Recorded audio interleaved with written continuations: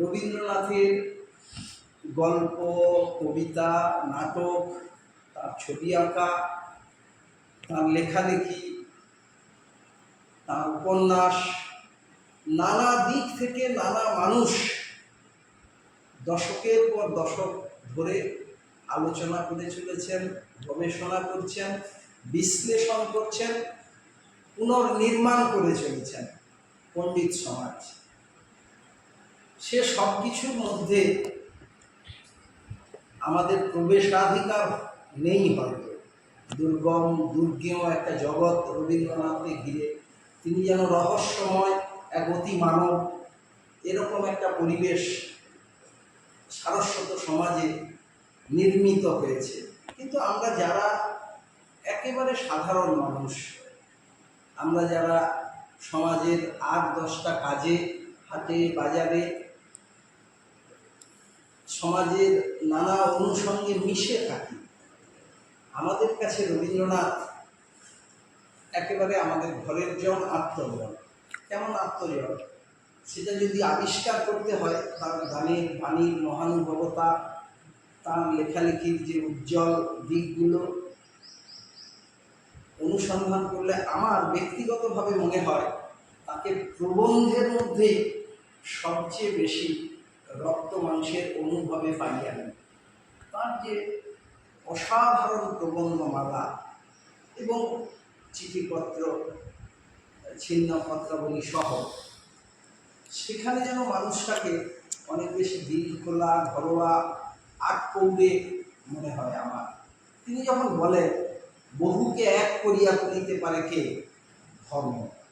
আজকের পৃথিবীতে, আজকের সমাজে ধর্ম নিয়ে যখন নানা তাত্ত্বিক আলোচনা হয়, কাটাছেঁড়া হয়, রক্তারক্তি হয়, তখন রবীন্দ্রনাথ আমাদের পথ দেখান।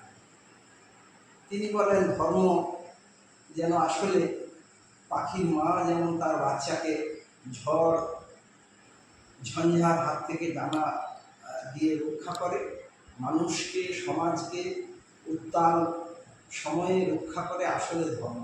সেই জন্য তিনি বলেন, বহুকে এক করিয়া তুলিতে পারে কে? ধর্ম।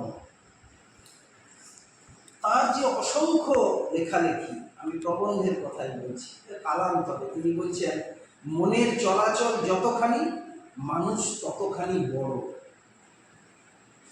মনের চলাচল যতখানি, মানুষ ততখানি বড়। আসলে এই কথার মধ্যে তিনি কি বলতে চাইলেন? যে আমাদের গ্রাম, আমাদের সমাজ, ধর্ম, বর্ণ, দেশের গণ্ডি নির্বিশেষে আমরা কি মনটাকে প্রসারিত করে বিশ্ব নাগরিক হতে পারি না? তার অন্য সব লেখায় দেখবেন, তার গানে, তার কবিতায় তিনি আমাদের সেই বিশ্ব নাগরিক হওয়ারই বার্তা দিয়েছেন। তিনি সাহিত্যের পথে বলছেন, আপনাকে না ভুললে মিলন হয় না, আপনাকে না ভুললে মিলন হয় না, সাহিত্যের পথে বলছেন।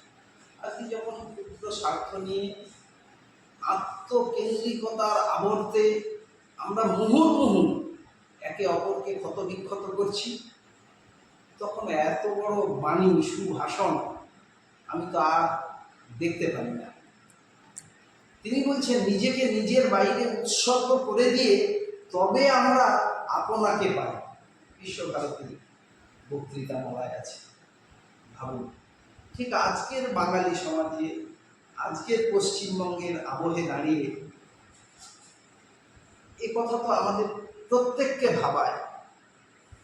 রবীন্দ্রনাথ আমাদের সাহিত্য কর্মী, যারা সংস্কৃতি কর্মী, তাদেরকে সতর্ক করে দিয়ে বলছেন, দল বেঁধে সাহিত্য হয় না। সাহিত্য সমালোচনায় তিনি এই কথাটা বলছেন, দল বেঁধে সাহিত্য হয় না। ব্যাখ্যা করার কোনো প্রয়োজন আছে? প্রয়োজন নেই। তিনি বলছেন, কণ্টক যতই ক্ষুদ্র হোক, তাহার বিদ্ধ করিবার ক্ষমতা আছে। আধুনিক সাহিত্যের কথা বলছেন। আপনি ভাবুন, নিজের জীবনের পরিসরে অথবা সমাজ পরিসরে এই কথার তাৎপর্য কতখানি। কিন্তু রবীন্দ্রনাথ আমাদের ভাবায় প্রাত্যহিক জীবনে, আমাদের নানা কাজে রবীন্দ্রনাথ আমাদের পথ দেখান। রবীন্দ্রনাথ আমাদের কম্পাস, আমাদের দিকদর্শক। নানা চর্চায় রবীন্দ্রনাথ উঠে আসছে। রবীন্দ্র পর্ব সমাগত। আজকের দিনেও তাকে নিয়েই আমরা চলব, ভাবব। তিনি আমাদের সংকটে পথ দেখাবেন।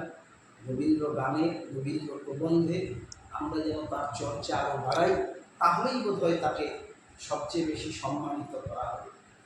রবীন্দ্রনাথ তার চিঠিপত্রে বলছেন, সমস্ত পৃথিবীকে আমি আমার দেশ বলে বরণ করে নিয়েছি। সমস্ত পৃথিবীকে আমি আমার দেশ বলে বরণ করে নিয়েছি।